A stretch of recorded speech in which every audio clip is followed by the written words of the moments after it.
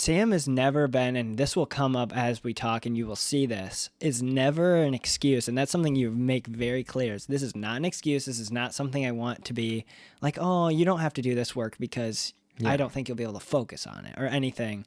And that's the only, I've been worried now, the more I've started reading, I'm like, wow, there's clear instances where I've felt upset or I'm confused at why you can't do or why it's hard for you to do something, when now I know it's like, that's not saying I'm not trying, because I would get upset when I feel like you're not trying to do that. Yeah. But now that I've realized and read that it's not you're not trying, it's that it's a more difficult thing that can't just be it's not a white and black. Yeah. It's more of a gray area. Like, I'm going to keep trying, but it's going to take me a little bit longer.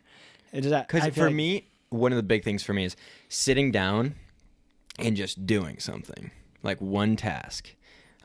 Like, let's say I've got to write a paper. That takes me hours. And like occasionally, and it's a large thing, I can't remember what the word is, hyperfixation.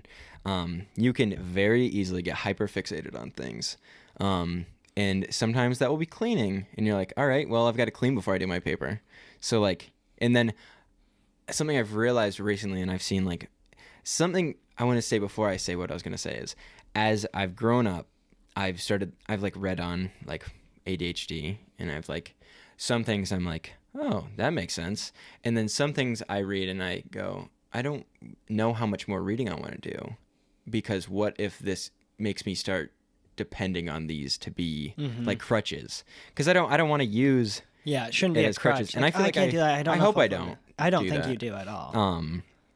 But it's difficult to focus on that one task. Like, so hyperfixation is probably the hardest thing for most people with ADHD. I can't speak for everyone, but